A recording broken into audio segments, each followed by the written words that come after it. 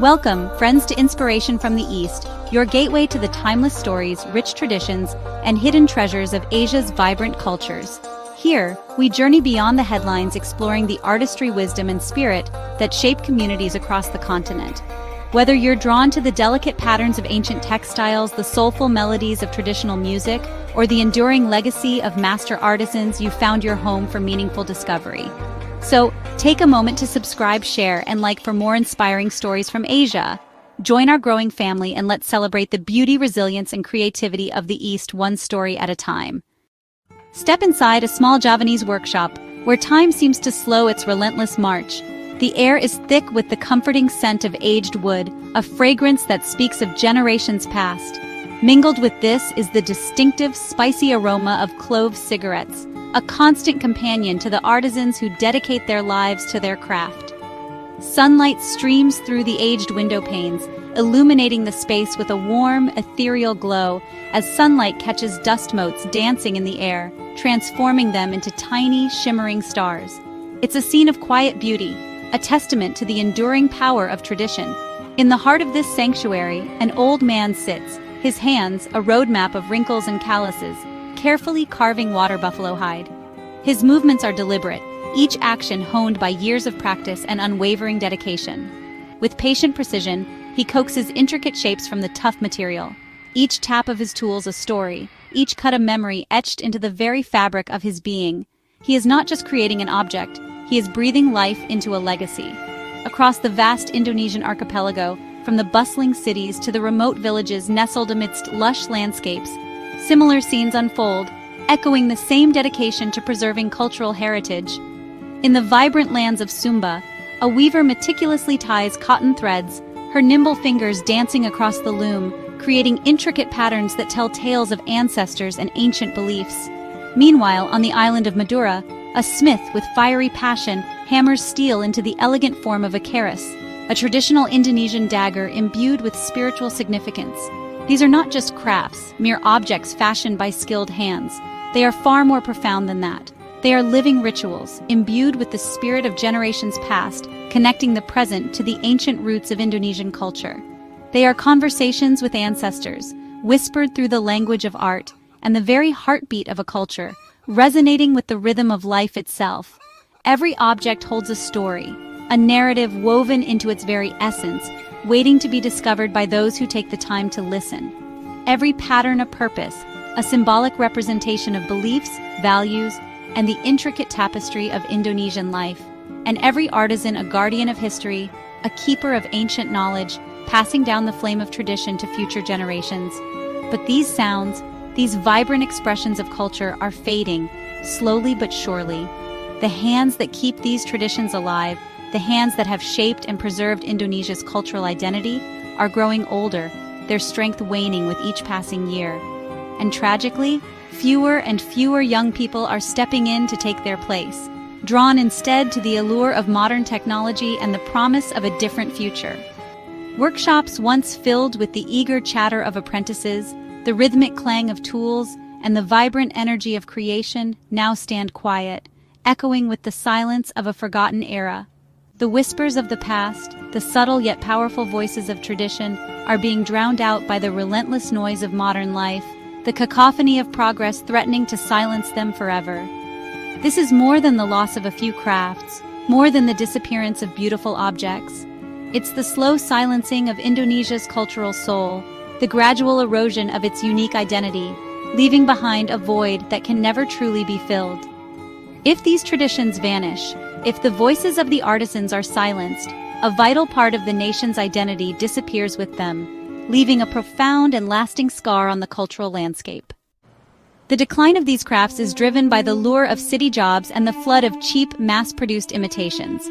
Young people leave villages for steady paychecks, while tourists buy factory-made souvenirs, severing the link between object and meaning. True artisans struggle to survive, pushed aside by economic pressures.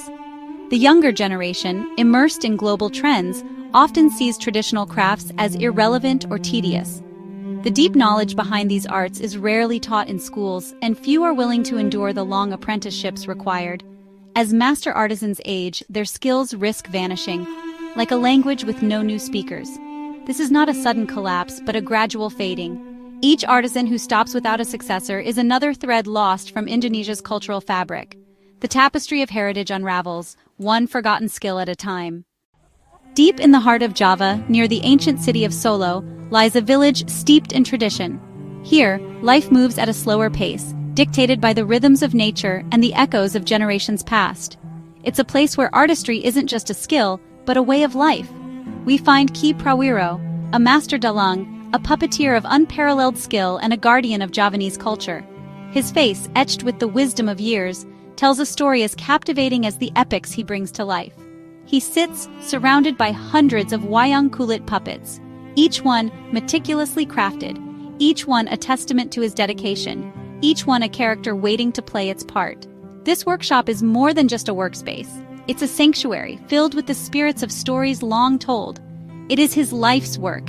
Each puppet is a character plucked from the Ramayana and Mahabharata, epic tales of gods and demons, heroes and villains, love and war. They are not mere figures of wood and leather. They are vessels of ancient wisdom. Every single puppet is carved and painted by hand, a painstaking process that demands not only skill, but also patience, and a deep understanding of the characters they represent. The creation of each puppet is a ritual in itself. Each puppet is infused with spirit and story, brought to life through Ki Prawiro's artistry. The intricate details, the vibrant colors, the expressive faces, all contribute to the magic of Wayang Kulit. For Ki Prawiro, this is more than art. It's a sacred calling, a responsibility passed down through generations. It's a connection to his ancestors and a commitment to preserving his cultural heritage. It's a sacred inheritance, a legacy he feels compelled to protect. The tools he uses, the techniques he employs, are all echoes of the past, connecting him to a long line of dalangs. It's a way to teach philosophy and morality, to impart timeless lessons about good and evil, duty and sacrifice, through the captivating medium of storytelling. He uses shadow and light to create a world of illusion and wonder, where the audience can lose themselves in the drama and contemplate the deeper meanings of the stories. But his sons have chosen city jobs, drawn by the allure of modern life and the promise of financial security. The call of tradition seems to have faded in their hearts. This leaves the workshop quiet, the silence broken only by the rustling of puppets and the whisper of Ki Prawiro's memories. The vibrant energy of the past seems to be slowly fading. Who will make these when I am gone? He wonders, his voice heavy with concern. The question hangs in the air, unanswered, a stark reminder of the uncertain future. He fears that YouTube videos, with their fleeting entertainment, can't replace the magic of a live performance, the communal experience of sharing a story under the flickering light of the lamp. Young visitors come, drawn by the exotic allure of Wayang Kulit, snap photos for their social media feeds, capturing the image but missing the essence. They ask questions, curious about the process, the characters, the stories, but rarely stay to learn the deeper meaning, the philosophical underpinnings, the years of dedication required to master this art. The patience and devotion required are daunting. It's a commitment that extends beyond mere skill. This is a calling, not a hobby. It demands a complete surrender to the art, a willingness to sacrifice personal ambitions for the sake of preserving tradition. Ki Prawiro feels the weight of generations on his shoulders, the responsibility of carrying forward a cultural treasure. He is uncertain if the chain will continue, if the art of Wayang Kulit will survive the onslaught of modernity. Sometimes, a curious youth lingers, captivated by the magic of the puppets and the stories they tell, but most drift away, lured by the distractions of the modern world. The art's future is fragile, hanging by a thread, dependent on the willingness of future generations to embrace its beauty and its wisdom. Its survival uncertain, a question mark hanging over the future of Javanese culture. Still, he carves, driven by an unwavering passion and a deep sense of duty. He is breathing life into Arjuna, the noble warrior, the epitome of courage and righteousness. He is hoping the stories will endure, that the values they embody will continue to inspire and guide future generations. The puppets may outlast him, silent witnesses to a changing world, but will the tradition, the living art of Wayang Kulit, continue to thrive? The answer hangs in the silence of his workshop, a question mark etched in the shadows, a challenge to the future. On the island of Sumba, nestled in the Indonesian archipelago, Ibu Martina sits patiently on her veranda. Her skilled hands move with practiced ease, weaving Ikat, a textile where each thread is not just a fiber, but a piece of her people's story, a testament to generations past. Ikat is far more than just cloth. It's a sacred text, a visual language passed down through time. Each intricate pattern meticulously records genealogy, tracing the lineage of families and clans. It also tells of myth, the ancient stories that shaped their world, and prayer, the hopes and aspirations woven into the fabric. Natural dyes, sourced directly from the land, color the threads with hues that echo the island's vibrant landscapes, each color carrying its own symbolic weight. The entire process is a ritual, steeped in tradition and respect for the ancestors. The knowledge of Ikat weaving is unwritten, passed down orally and through demonstration, a profound connection between generations. But younger women, increasingly drawn to the allure of quick money or the perceived opportunities of city life, often turn away from the loom, leaving a void in the continuation of this ancient art. "This is our identity," Martina says, her voice filled with a quiet determination. "If we lose it, we lose our stories, our connection to who we are." With unwavering dedication, she tries to teach her granddaughter, patiently guiding her through the intricate steps. She is hoping that the thread of tradition, so carefully spun, will catch in the younger generation's heart and hands. The skills required are complex, demanding years of practice and a deep understanding of the craft. This knowledge is traditionally passed from mother to daughter, an unbroken chain of expertise. The secrets of Ikat are not found in books or formal schooling, but in the hands-on learning and oral tradition. Martina fears that, as the tradition fades, the deep meanings behind the motifs will also fade from memory. This would leave only empty designs, devoid of the rich cultural significance they once held. Yet despite the challenges and the looming threat of cultural loss, she persists, her spirit unbroken. With each pass of the shuttle, she is weaving hope into every pattern, a prayer for the survival of her heritage. The loom is more than just a tool, it's her link to the past, a tangible connection to her ancestors. And she prays with every fiber of her being that it will also be a bridge to the future, ensuring that the tradition lives on. The blanket of culture, once thick and vibrant, grows thinner with each passing year, threatened by the forces of modernization. But IBU Martina refuses to let it unravel completely. She is a guardian of tradition, a weaver of hope, and a testament to the enduring power of cultural heritage. In Madura, Empu Superman forges a keris, each hammer strike a blend of ritual and craft. The keris is more than a dagger. It's a spiritual object believed to hold a soul. The Empu's discipline is intense. Prayer, fasting, and meditation infuse the blade with power. The paimor, a shimmering pattern, is the keris's soul, created by folding metals, sometimes with meteorite iron. Each keris is made for a specific person, a protector and symbol of destiny. Few young people want to endure the demanding path of the Empu. Superman fears the keris will become just another knife, its spirit lost. The strength is in the maker's intention, he says, striking metal as sparks fly. He feels a duty to keep the tradition alive, even as the forges grow cold. The soul of the keris depends on those willing to carry the fire. Let's take a quick break. If you're enjoying this journey through Indonesia's living traditions, hit the like button and subscribe for more inspiring stories.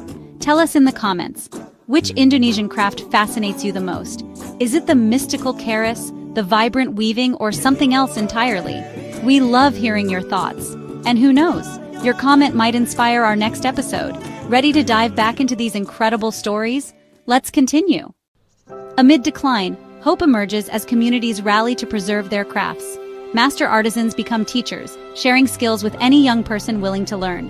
Workshops transform into cultural hubs where tradition is experienced, not just observed.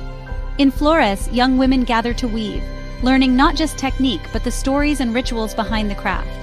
A new generation of apprentices like Budi, who left university to forge keris, find meaning in heritage. These young people bring fresh energy, blending pride with innovation. They are not just copying the past but shaping the future. Their dedication is a bridge between generations, keeping the fire of tradition alive. The resilience of Indonesian culture shines through their hands. Technology, once a threat, now fuels the revival of Indonesia's crafts. Artisans use social media and e-commerce to reach global buyers, making traditional arts economically viable. Digital platforms document processes and stories, educating consumers and fighting cheap imitations. High fashion embraces these crafts, with designers blending ikat, batik, and wayang motifs into modern collections. This fusion makes tradition relevant and desirable to new generations. Young designers collaborate with artisans, creating innovative products that honor heritage. The crafts evolve, staying dynamic and alive. The past and future meet on the digital loom and the modern runway. The future of these crafts depends on education and pride. Schools and cultural centers now offer hands-on experiences. Students carve puppets, weave, and learn from masters. Government and NGOs support artisans with grants, festivals, and recognition as national living treasures. Community studios teach children dance, music, and craft, making tradition part of daily life. Local initiatives adapt to community needs, nurturing cultural ownership. When young Indonesians feel pride in their heritage, the arts have a future. Shared value is the soil where tradition grows. These crafts are more than objects. They are vessels of wisdom, memory, and spirit. To lose them is to erase pages from Indonesia's story. The knowledge lives in hands, chants, and rituals, impossible to capture fully in books. Yet hope endures. Masters, apprentices, designers, and communities unite to keep traditions alive. The path forward honors the sacred while embracing the new. We must seek authenticity, support artisans, and teach pride. Preserving these arts is a call to action for all who value culture and beauty.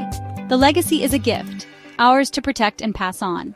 If you enjoyed this story, don't forget to subscribe to our channel for more journeys into the heart of tradition and creativity.